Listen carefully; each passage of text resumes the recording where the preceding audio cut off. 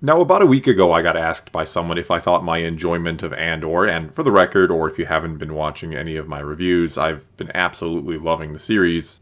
Anyway, I was asked if I thought my enjoyment of Andor would potentially somehow ruin my enjoyment of other Star Wars content, that now that I had seen a very grounded and serious approach to it, one that's extremely well written, that maybe it would make future content not handled in this same manner feel lesser somehow. And though at the time I said I certainly don't think I will, last Wednesday, and ironically enough on the same day a new episode of Andor dropped, I had that question answered completely for me with the release of Tales of the Jedi, which in many ways, in the context of Star Wars itself at least, it kind of ends up feeling almost like the very antithesis of something like Andor, the very opposite in almost every way imaginable. I mean, whereas Andor is sort of intentionally long and drawn out, and I don't mean that in a bad way, Tales of the Jedi was intentionally short and to the point, and I also don't mean that in a bad way. And where Andor tried to avoid so-called legacy characters, Tales of the Jedi was all about them. Where Andor mainly avoids even any mention of the Force or the more mystical elements of this galaxy far, far away, like Jedi and the Sith, Tales of the Jedi very much embraces those ideas and is about them. And there's of course one being live action while the other is animated.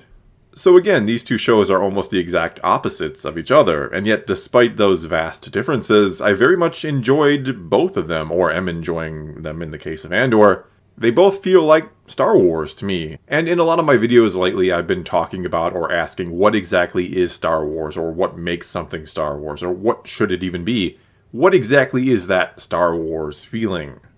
And it turns out the answer, I think, is actually pretty simple, despite my incessant asking and pondering lately thanks to the tone of Andor, which is that Star Wars can be virtually anything. It can take many different forms or exist in many different mediums. But the key ingredient is, well, for one, it does have to be set in the actual Star Wars galaxy, right? It needs to be in that setting. But it also requires a genuine want and desire to create a good quality Star Wars story. You need the passion for it.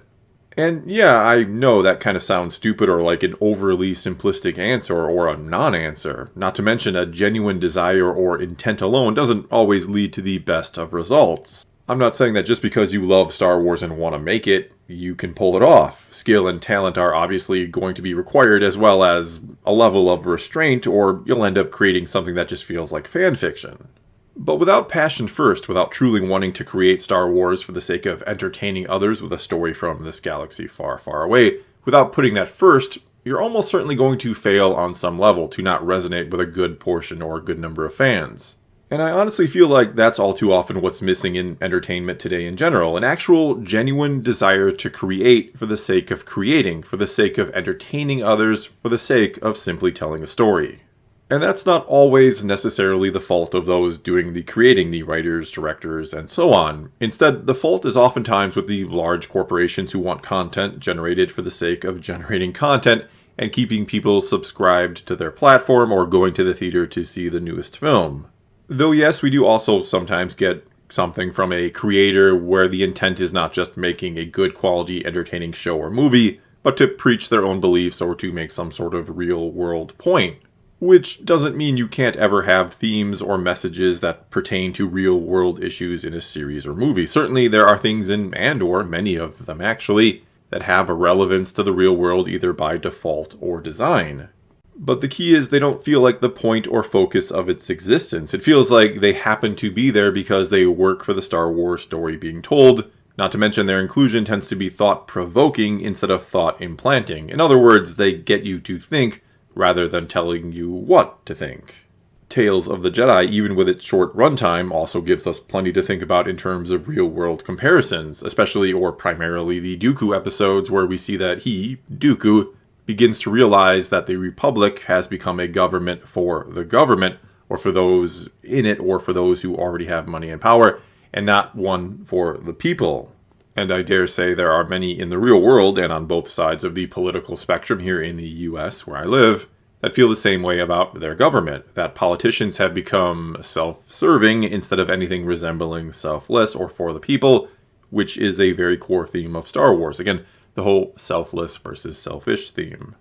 Nevertheless, that's not what the story or the Dooku episodes in Tales of the Jedi are really about. They were instead about how Dooku realizes what the Republic has become, and how the Jedi have become servants of that corrupt Republic. It's about how it all pushed him away from the Jedi Order and to the dark side, which is a good, fun discussion in and of itself for another time, perhaps. But for now, I'll end this short lightning take video by reiterating that I honestly think Star Wars can and should take many forms, that I've maybe been asking the wrong question lately about what is that Star Wars feeling?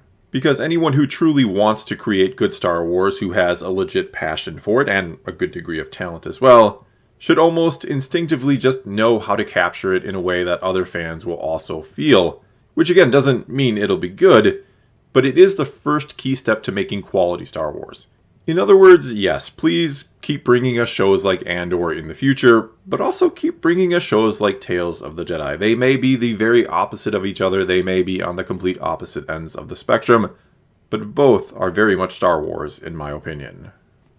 Well, that's all I got for you this time. Now it's your turn to tell me what you think about all this. Do you agree that as long as the intent and passion is there, that Star Wars can and should take on many different forms, that it can be many different things? Or do you think there is a secret formula to its success and that it must be followed closely? Whatever the case may be, leave your comments below and let's talk some Star Wars.